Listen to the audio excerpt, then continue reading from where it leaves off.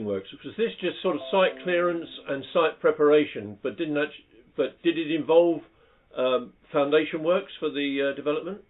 No, it doesn't. Were they defined? Had they been defined or determined in some way what the foundations would be? The foundations at this stage were only conceptual and they were piles. But the enabling works themselves looked at site security, site clearance, moving of cables which were there next to the railway. Yeah. What generally were the ground conditions there?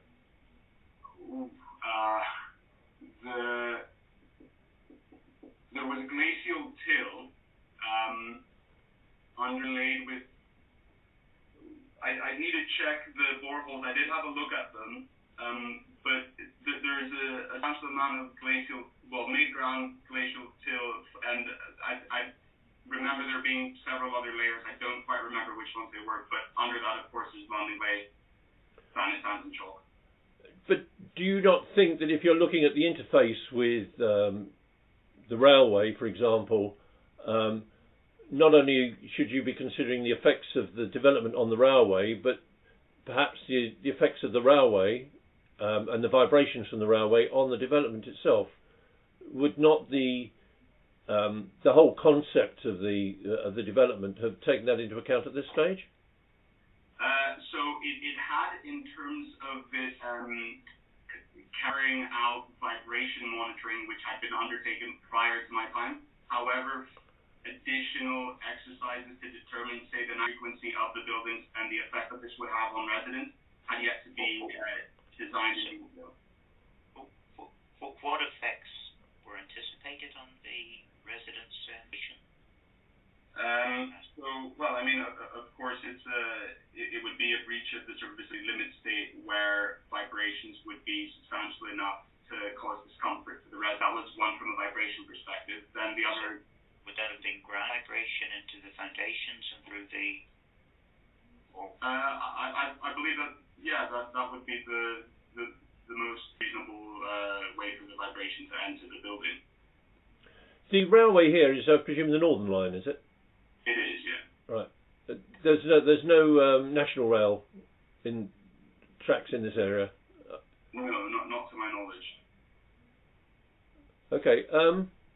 It's a little early, normally in the interview, to be asking this, but your work on this seems to be much more involved with property management. Do you see yourself?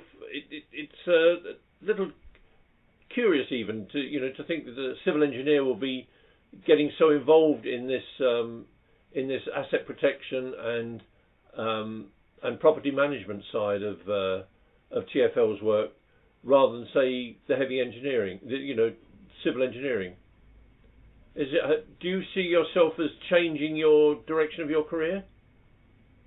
I wouldn't say that. Actually, TfL are looking to add more engineers into its property development department. We're quite distinctly different from the property management team. So we do not look after the long-term operation of the buildings. What my team look after is planning applications, delivery, and design. So I would say that I'm an engineer within, of course, surrounded by more, say, planners and building surveyors than I am engineers. However, I think being an engineer in this situation is incredibly useful for TfL, as I'm able to foresee and understand a lot more of the issues than other colleagues due to my educational background as well as my professional background. And yet, from what you've been saying, your knowledge or your awareness of what was of the engineering side of what was following on from the enabling works seemed to be, I won't say limited, but there seem to be quite large gaps in that. I beg your pardon, in what regard? Well, you've been talking about the foundation type, the type of building, the interaction between the rail and the buildings. You seem to be focused, dare I say it, almost exclusively on the enabling works. But I would have thought that your involvement would have extended much more into the engineering side of the development rather than just clearing of services and site preparation. Right. I mean, you're absolutely right, and my role does, which is what I've tried to illustrate here in terms of my abilities. However, the reason I chose to focus on the enabling works is because I felt that I wanted to demonstrate to you a different kind of type of work that I've been involved in, which is possibly not entirely illustrated in my report. So I wanted to, by all means, I could have spoken to you about something more engineering related that I've done in TfL. Fair enough. How far is this development along at the moment?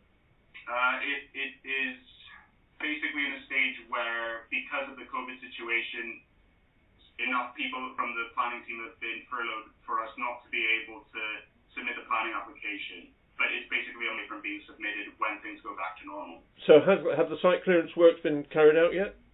No. So, sorry, I probably didn't early enough. So over here, because of the COVID-19 situation, I asked TfL not to sign the contract, so the works haven't proceeded. So what's there now? Well, in certain parts of the site, there are small tenanted properties, single-story properties, which TfL are not looking to remove for the time being, but there are other parts of the site which have substantial amount of trees, small compounds which have been disused. There's a parking. What are the main risks you've identified at this stage, or when you start with site clearance? In particular, what safety risks or health? Well, I'd say that by being next to the railway, there's a risk of contaminants. That could be metals or possibly oils which have come off trains, so there would be requirements to abide under COSH. There are records that show there have been previous buildings